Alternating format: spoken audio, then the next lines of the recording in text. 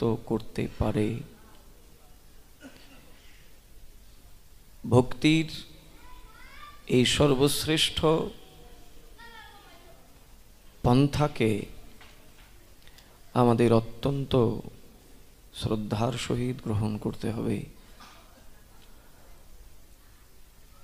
সবাই জন্মসূত্রে ভক্তিকে নিয়ে জন্মগ্রহণ করেন, কিন্তু এই ভক্তির মধ্যে অনেক কুটিনাটি থেকে যায়, অনেক কৌটিল্যতা, অনেক কপটতা, অনেক মাৎসর্য, সব কিছুকে নিয়ে ওই ভক্তি গোবিন্দ চরণে পৌঁছতে পারে না। ভক্তির দ্বারাই ভগবৎ চরণ প্রাপ্ত হওয়া যায়। ওই ভক্তিকে আমরা সকলে নিয়েও এসেছি, কিন্তু ভক্তি থাকা সত্ত্বেও ভগবৎ চরণে জীবের শুদ্ধ ভক্তি হয় না। ভক্তি আছে, কিন্তু ভক্তি থাকলে কি হবে? ওটা মিশ্র ভক্তি। ওই ভক্তিতে সব রকমের আবর্জনা মিলেমিশে একাকার হয়ে আছে। আবর্জনা মুক্ত শুদ্ধ বিশুদ্ধ ভক্তিকে লাভ করতে গেলে শ্রীমান মহাপ্রভুর দিক নির্দেশনা হচ্ছে সাধু সঙ্গের দ্বারাই সেটা সম্ভব। বৈষ্ণব সঙ্গেতে মন আনন্দিত অনুক্ষণ, সদা হয় কৃষ্ণ পরসঙ্গ। আমাদের জীবনের চলার পথে প্রসঙ্গকে নিয়েই তো চলতে হয়। যে অবস্থানে আছেন সেই অবস্থানে তাকে কোনো না কোনো প্রাসঙ্গিক বিষয়ের মধ্যে থাকতে হয়। মানে প্রসঙ্গকে ছাড়া তো জীবনে চলা যায় না। কিন্তু সেই প্রসঙ্গটা যদি কৃষ্ণ প্রসঙ্গ হতে হয়, তাহলে সেখানে সাধু সঙ্গ ছাড়া সম্ভব নয়। বৈষ্ণব সঙ্গেতে মন আনন্দিত অনুক্ষণ, সদা হয় কৃষ্ণ পরসঙ্গ। এই একটা জায়গা আছে যেখানে গেলে আমার চিত্ত, আমার মন, আমার হৃদয় সর্বক্ষণ আনন্দকে অনুভব করে। কেন? আনন্দ দেহ অনুভব করে না,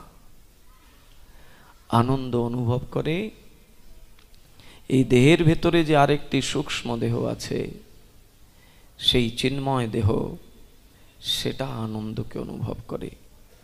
এই আনন্দ কখন আসে এই চিন্ময় দেহের? যখন তার সাধু সঙ্গ হয়। নারদ ঋষি এত বড় মহান একজন সাধু, যাকে বলা হয়েছে তিনি ভক্তি ধর্মের প্রধান আচার্যদেব। সেই নারদ ঋষিও যখন তিনি চতুষ্কুমারের সঙ্গ প্রাপ্ত হলেন বদ্রিকা আশ্রমে, তখন তিনি নিজে সাধু সঙ্গের মহিমা কীর্তন করছেন। তিনি বলছেন, সাধু সঙ্গ যতক্ষণ না জীবের প্রাপ্ত না হয় জীবনে, সেই জীবের বিবেক জাগ্রত হয় না। রাধে রাধে। বিবেক,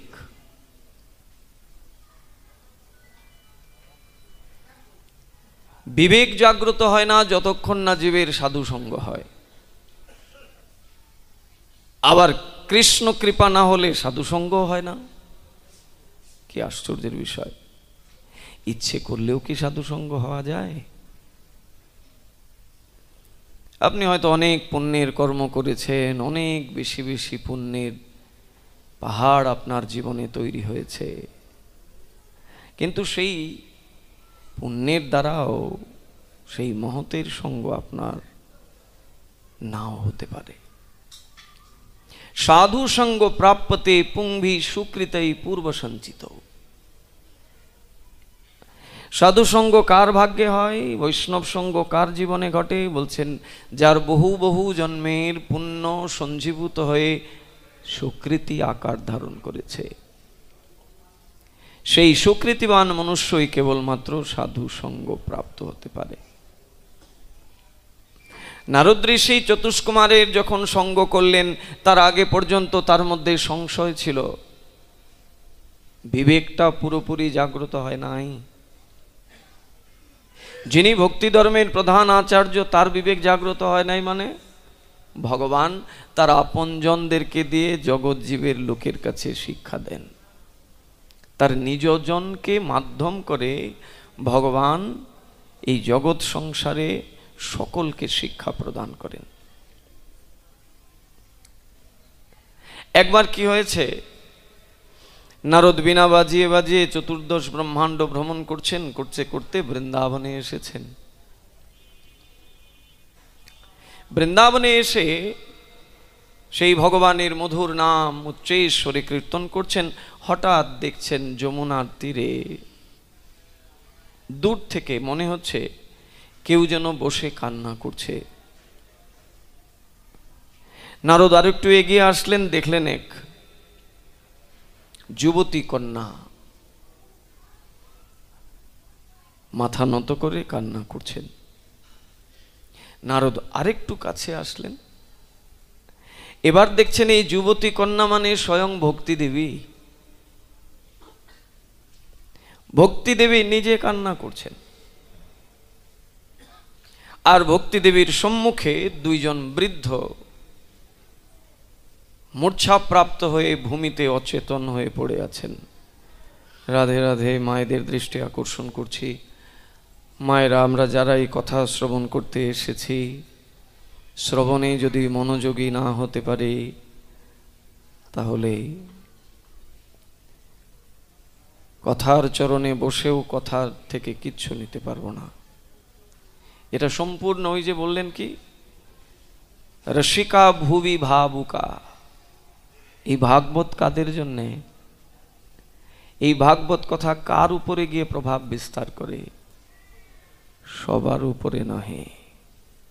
রসিকা ভুবি ভাবুকা, যিনি রসিক জন, যিনি ভাবুক, তার হৃদয়ে গিয়ে আঘাত করে।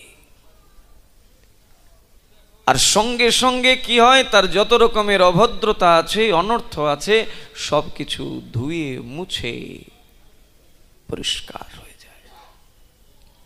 এত শক্তি এই কথার। সারা জীবন অন্যান্য সাধনা তপস্যা করলে জানা হবে, অতি অল্প সময়ে লব মাত্র সাধু সঙ্গে সর্বসিদ্ধি হয়। এইটুকু সময় যদি কেউ প্রকৃত সাধু সঙ্গ করেন, মহতের সঙ্গ করেন, শ্রদ্ধার সহিত কায় মন বাক্য দিয়ে, তাহলে অনন্তকাল সাধনা করেও জানা হয়েছে অল্প সময়ে সাধু সঙ্গে তার অভীষ্ট সিদ্ধিকে সে প্রাপ্ত করতে পারবে। কিন্তু বসাটাই শেষ কথা নহে। বসার পর একাগ্র চিত্তে শ্রদ্ধার সহিত যদি শ্রবণে মনোযোগী হই, তবে অনেক কিছু হয়ে যাবে। শ্রবণাক্ষ ভক্তির এমনই শক্তি। তিনি দেখলেন না, সাক্ষাৎ ভক্তি দেবী কান্না করছেন, আর তার সম্মুখে দুই বৃদ্ধ মূর্ছাপ্রাপ্ত হয়ে ভূমিতে অচেতন হয়ে পড়ে আছেন। নারদ জিজ্ঞাসা করছেন, চিন্তা চিতা সমপ্রত্যা। হে ভক্তি দেবী, তুমি কি জানো না চিন্তা আর চিতা যে এক বস্তু? চিন্তা চিতা সমাপ্রত্যা। দেবী, তোমার সমস্ত মুখমণ্ডলে চিন্তার ছাপ পড়ে আছে, তুমি কান্না করছো। তুমি কি জানো না চিন্তা আর চিতা এক বস্তু? মৃত মানুষকে চিতা পোড়ায়, আর জীবন্ত মানুষকে পোড়ায় চিন্তা। অতএব চিন্তার চিতা এক। মরা মানুষকে চিতা পোড়ায় আর জীবিত মানুষকে পোড়ায় চিন্তা। তোমার সমস্ত মুখমণ্ডলে চিন্তার ছাপ পড়ে আছে। তুমি সাক্ষাৎ ভক্তি দেবী, কিসের তোমার চিন্তা? ভক্তি দেবী বলছেন, এই যে বৃদ্ধ দুইজনকে দেখছো মূর্ছা প্রাপ্ত হয়ে আমার সম্মুখে অচেতন হয়ে ভূমিতে পড়ে আছেন, এই দুইজন বৃদ্ধ নহে, এই দুজন পূর্ণ যৌবন প্রাপ্ত, পূর্ণ যৌবনে ভরা আমার দুই বালক, আমার দুই ছেলে। বলে আপনার দুই ছেলে? আপনার শরীরে এত যৌবন আর আপনার পুত্র দুজন বার্ধক্য অবস্থায় মূর্ছা প্রাপ্ত হয়ে ভূমিতে পড়ে আছেন। বলে ওইটা নিয়েই তো আমার চিন্তা। তারা অকালে বৃদ্ধ হয়েছে, মায়া কলি তাদেরকে গ্রাস করে নিয়েছে, তারা অকালে বৃদ্ধ হয়ে গিয়েছে। তাই তো আমি চিন্তা করছি তাদেরকে নিয়ে। নারদ বললেন, তুমি চিন্তা পরিত্যাগ করো, তুমি চিন্তা পরিত্যাগ করে কেবল চিন্তন করো। এক একটি শব্দ দেখেছেন? চিন্তা পরিত্যাগ করে তুমি চিন্তন করো। চিন্তন কৃষ্ণম চরণাম্বুজম। হে দেবী, তুমি চিন্তাকে পরিত্যাগ করে তুমি কৃষ্ণ চরণ চিন্তন করো। রইল তোমার ওই দুই বালক, যারা পূর্ণ যৌবনকালে বৃদ্ধ হয়ে গেছে। আমি এদেরকে এক্ষুনি তাদের যৌবন ফিরিয়ে দিচ্ছি, তুমি চিন্তা করো না। নারদ বলছেন, বৃদ্ধ দুই বালকের কর্ণের সম্মুখে গিয়ে বলছেন, প্রবুদ্ধতাম শীঘ্রম, প্রবুদ্ধতাম শীঘ্রম, প্রবুদ্ধতাম শীঘ্রম। হে বালক দুজন, তোমরা তাড়াতাড়ি দাঁড়াও। তোমরা যে এইভাবে অচেতন হয়ে মূর্ছাপ্রাপ্ত হয়ে ভূমিতে পড়ে আছো, তোমাদের মাতা কান্না করছেন, তোমরা দাঁড়াও, শীঘ্র শীঘ্র দাঁড়াও। প্রবুদ্ধতাম শীঘ্রম। কে কার কথা শোনে? ওই বৃদ্ধ দুজন কোনো ভ্রুক্ষেপই করলেন না।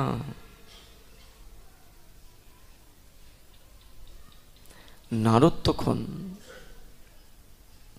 ওই বৃদ্ধ দুইয়ের কর্ণের সম্মুখে গিয়ে কানের মধ্যে মুখ লাগিয়ে বেদ বাক্য, বেদের উপদেশ, বেদান্ত দর্শনের কথা এক এক করে বলতে লাগলেন। তাও কাজ হচ্ছে না। নারদ মনে মনে ভাবছেন, আমি তাদেরকে ডাকলাম, উঠতে বললাম, তাও উঠল না।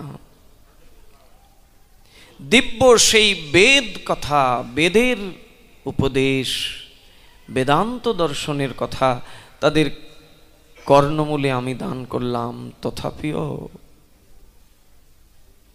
তারা উঠে দাঁড়ালো না। নারদ এবার শ্রীমদ্ ভগবদ গীতার সেই দিব্য উপদেশাবলী বালক দুইয়ের কর্ণে গিয়ে উচ্চারণ করতে লাগলেন। তমেব শরণং গচ্ছ সর্বভাবেন ভারত, তৎপ্রসাদাৎ পরাম শান্তিং স্থানং প্রাপ্স্যসি শাশ্বতম। মন্মনা ভব মদ্ভক্তো মদ্যাজী মাং নমস্কুরু, মামে বৈশ্যসি সত্যং তে প্রতিজানে প্রিয়সী মে। শ্রীমদ্ ভগবদ গীতার সেই দিব্য শ্লোকাবলী তিনি উচ্চারণ করতে লাগলেন। ওই দিব্য বৃদ্ধ দুই বালকের কর্ণমূলে গিয়ে একটু নড়ল বালক দুজন, একটু নড়ে আবার ভূমিতে মূর্ছা প্রাপ্ত হয়ে গেলেন। এবার তো নারদ চিন্তায় পড়ে গেলেন, কারণ তিনি তাদের মাকে বলেছেন, তুমি চিন্তন করো কৃষ্ণের, একদম ভাববে না, তোমার দুই বালককে আমি এক্ষুনি দাঁড় করিয়ে দেব। কিছুতেই কিছু কাজ হচ্ছে না। নারদ ভাবলেন, আমার কাছে যা ঔষধ ছিল আমি তো সব দিয়ে দিয়েছি, কোনো ঔষধে তো কাজ হলো না, তাহলে এখন কি করতে হবে? নারদ মনে মনে চিন্তা করছেন, প্রভু কি করলে এই দুই বালকের বার্ধক্যকে দূরীভূত করে তাদের পূর্ণ যৌবন ফিরিয়ে আনা যাবে? প্রভুর কাছে তিনি শরণাপন্ন হয়েছেন। এমনই সময় স্বয়ং ভগবান সেখানে প্রকট হলেন। নারদের আহ্বানে স্বয়ং ভগবান সেখানে প্রকট হয়ে বলছেন, নারদ, চিন্তা করো না, তুমি যে দুই বৃদ্ধকে এতক্ষণ ধরে দাঁড় করানোর প্রয়াস করছো, কোনোভাবে দাঁড় করাতে পারছো না, তারা দাঁড়িয়ে যাবে। তুমি সৎকর্মের ব্যবস্থা করো। বলে, প্রভু এটা কেমন কথা, সৎকর্মের ব্যবস্থা করব? আমি তো এতক্ষণ ধরে সৎকর্মই করছি। তাদের কর্ণমূলে গিয়ে আমি বেদ বাক্য শ্রবণ করিয়েছি, বেদান্ত দর্শনের কথা শুনিয়েছি, শ্রীমদ্ ভগবদ গীতার সেই দিব্য শ্লোকাবলী উচ্চারণ করে শুনিয়েছি। এগুলো কি সৎকর্ম নহে? বলছেন, এগুলো সৎকর্ম বটে, কিন্তু এই কলির করাল গ্রাসে তারা যে ধাবিত হয়েছে, কলি যে তাদেরকে যৌবন অবস্থায় বার্ধক্য দিয়ে দিয়েছে, এই জায়গা থেকে তাদেরকে পুনরায় ফিরিয়ে আনতে গেলে অন্য কিছু সৎকর্ম করতে হবে। নারদ বলছেন, প্রভু সেই সৎকর্মটা কি তুমি বলে দাও। বলে, সেই সৎকর্মটা কি সেটা আমি তোমায় বলবো না, এটা সাধুগণ বলবেন। তুমি সাধুর কাছে গিয়ে জিজ্ঞাসা করো। এখন নারদ তো চিন্তায় পড়ে গেলেন, প্রভু তুমি একবার বলছো সৎকর্ম করতে, আমি তোমায় জিজ্ঞাসা করছি কোন সেই সৎকর্ম বলতে, তুমি বলছো সাধুর কাছে জিজ্ঞাসা করতে। আচ্ছা বলো তো প্রভু, কোন সাধুর কাছে গিয়ে জিজ্ঞাসা করব? ততক্ষণে ভগবান অন্তর্ধান করেছেন, ভগবান চলে গিয়েছেন। শুধু এইটুকু বললেন, সাধুর কাছে গিয়ে জিজ্ঞাসা করো, সাধুই তোমাকে বলে দেবে কোন সৎকর্ম পালন করলে এই দুই বালকের এই অবচেতন অবস্থা থেকে তাদেরকে চেতন অবস্থায় ফিরিয়ে আনতে পারবে।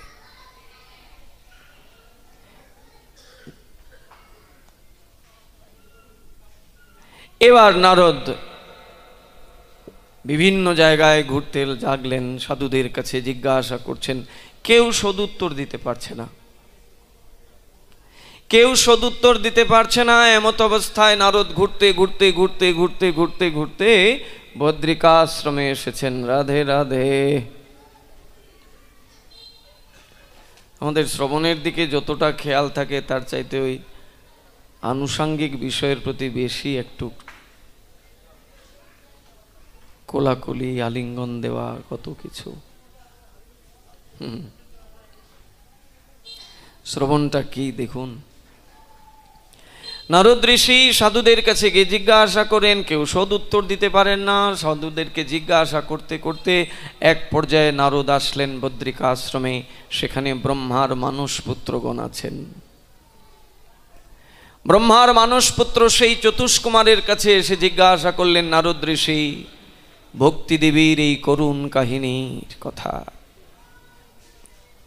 যখনই জিজ্ঞাসা করলেন তখন চতুষ্কুমার বলে দিলেন, আরে নারদ, তুমি একদম চিন্তা করো না, তাদের পূর্ণ যৌবন ফিরে আসবে। তারা যে বার্ধক্য অবস্থায় জর্জরিত হয়ে ভূমিতে মূর্ছাপ্রাপ্ত হয়ে অচেতন হয়ে পড়ে আছে, তারা পূর্ণ চেতন ফিরে পাবে এবং তারা দাঁড়িয়ে যাবে, তাদের শরীরে আবার পূর্ণ যৌবন ফিরে আসবে। কি করতে হবে প্রভু? বলে, যাও, সপ্তদিবসীয় ভাগবতী কথা অধিবেশনের আয়োজন করো। সপ্তদিবসীয় ভাগবত কথা অধিবেশনের আয়োজন করো। ওই বালক দুজন যারা বার্ধক্য বৃদ্ধ অবস্থায় চলে এসেছে তাদের পূর্ণ যৌবন ফিরে আসবে, ভক্তি দেবীর সমস্ত চিন্তা দূরীভূত হবে। নারদ বলছেন, হে মহাত্মাগণ, আপনাদের কথায় আমি রাজি, কিন্তু আমার প্রশ্ন আছে। বলে, কি প্রশ্ন? বলে, আপনারা যে বলছেন ভাগবত কথা অধিবেশনের আয়োজন করতে, আমি তো মূল কথাই তাদেরকে শুনিয়েছি। ভাগবতটা যেখান থেকে এসেছে সেই বেদের কথাই তো আমি তাদের কানের কাছে গিয়ে শুনিয়েছি।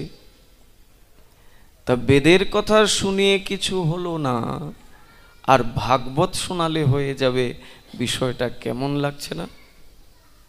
রাধে রাধে। সবাই একদম ঘুমিয়ে অবস্থা খারাপ। হ্যাঁ, সামনে বসে যদি এরকম ঘুমাই কেমন হবে বলুন তো? ওই যে বাবা বলছে উলুধ্বনি দিতে, দেন দেখি মায়েরা একটু উলুধ্বনি।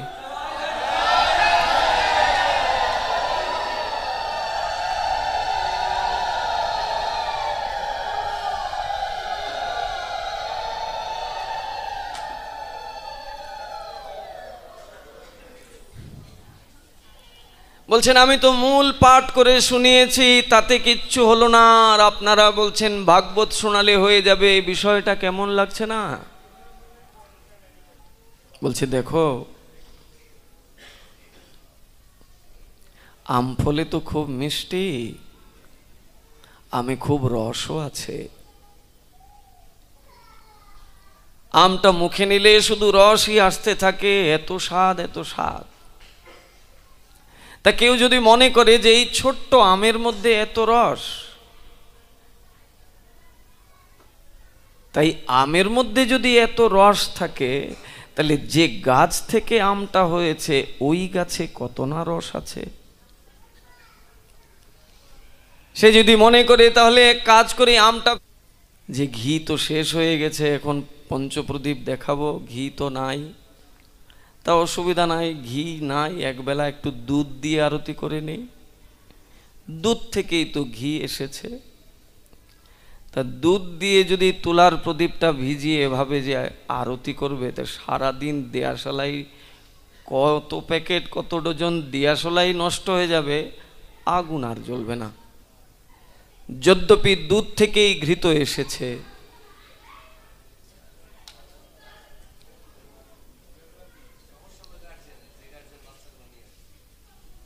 কি করা যাবে?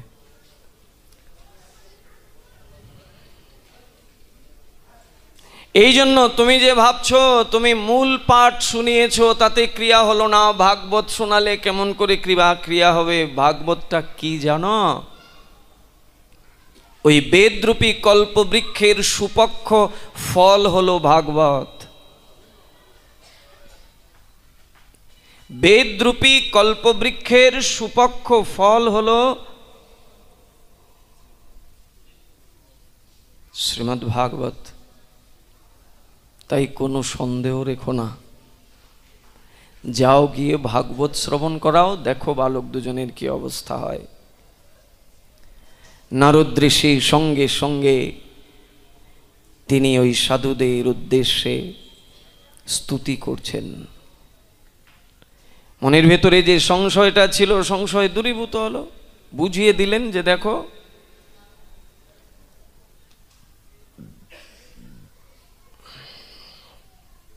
সংশয় দূরীভূত হলো। নারদ ঋষি এবার চতুষ্কুমারকে স্তুতি করছেন, বন্দনা করছেন। কি বলছেন দেখুন, ভাগ্যদয়েন বহুজন্ম সমর্জিতেন সৎসঙ্গমমোচলভতে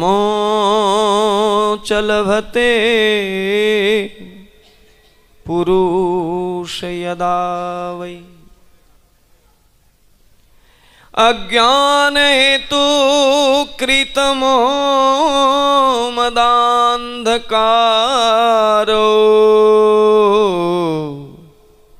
नाशं विधाय हि तद्दयते विवेकः।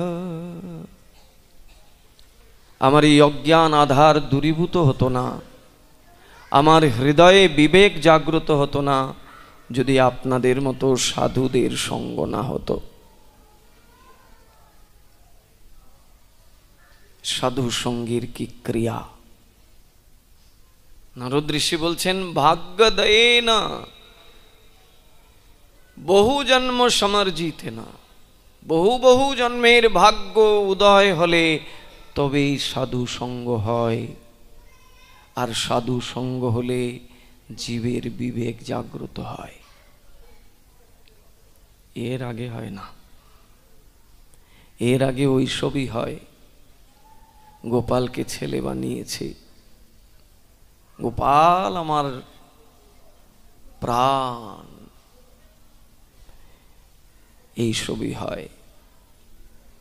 কিন্তু বাড়িতে গিয়ে দেখা যায় গোপালের সেবার স্ত্রী। সেই গোপালকে সন্তান রূপে পাওয়ার জন্যে নন্দ যশোদাকে 10,000 দিব্য বৎসর কাল কঠিন তপস্যা করতে হয়েছিল। তাদের মনের অন্য কোনো অভিলাষ ছিল না, রূপ যৌবন ঐশ্বর্য ধন জন কিচ্ছু না। তাদের এই তীব্র সাধনার একটাই উদ্দেশ্য, প্রভু তোমাকে সন্তান রূপে আসতে হবে আমাদের কাছে, তোমাকে সন্তান রূপে পেতে চাই, তুমি সন্তান হয়ে আসবে আর আমরা মাতা পিতা হয়ে তোমার সেবা করব। এটার নাম বিবেক। ভগবান আমার, আমি ভগবানের। এখানে অপেক্ষা নাই যে আমি সব করব, কেন আরো তো আছে 10 জন, ওরা করুক, এই ভাবনা আসবে না। তখন মনে হবে ও করার আগে আমি করে নেই। এই যে ভাবনা, এই যে ইচ্ছা, এই যে স্ফূর্তি, বিবেক জাগ্রত না হলে কখনো হয় না। ওই যা কিছু হবে কর্তব্যের খাতিরে, কর্তব্যের খাতিরে করা আর বিবেককে জাগ্রত করে করা দুটো অনেক পৃথক। ভাগবত কথা শুনেও যদি ভাগবতের আদর্শকে জীবনে ধারণ না করা যায়, তাহলে পুরো শ্রবণটাই বৃথা। এত কাল ধরে ভাগবত শুনছি, তারপরেও নিজের জীবনের সদাচারকে নিতে পারছে না। এখনো যে আগের জগতে ছিলাম, এখনো সেই জগতেই রয়ে গেলাম, তাহলে কি শুনলাম? এই জন্য নারদ ঋষি বলছেন, ভাগ্যোদয় হলে বহু জন্মের পুণ্য অর্জিত থাকলে সেই ভাগ্যের দ্বারা সাধু সঙ্গ হয়। আপনাদের মতো চতুষ্কুমারের সঙ্গ যদি আমার না হতো, তাহলে ওই জ্ঞান আর বৈরাগ্য ভক্তির 2 পুত্র, তাদেরকে আমি কখনো দাঁড় করাতে পারতাম না। আপনারা কৃপা করেছেন, আপনাদের সঙ্গ হয়েছে, সঙ্গ হওয়ার পরে বিবেক জাগ্রত হয়েছে, আমার ভেতরে যত সংশয় ছিল সব দূরীভূত হয়েছে। আসেছেন বৃন্দাবনে, এসে সেই ভাগবতী কথা শ্রবণ করাতে শুরু করলেন ওই 2 বৃদ্ধকে, জ্ঞান আর বৈরাগ্যকে। এতক্ষণ তার আগে কিচ্ছু হয়নি। বেদের কথা শুনিয়েছিলেন, বেদান্ত দর্শনের কথা শুনিয়েছেন, গীতার কথা শুনিয়েছেন, তথাপিও হয় নাই। যখনই ভাগবতের কথা শ্রবণ করাতে শুরু করলেন, সঙ্গে সঙ্গে তাদের পূর্ণ চেতনা ফিরে আসলো। ধীরে ধীরে তাদের সমস্ত অকাল বার্ধক্য দূরীভূত হয়ে তারা পূর্ণ যৌবন দশা প্রাপ্ত হলেন। চতুর্দিকে ভাগবতের জয় জয়কার হতে লাগলো।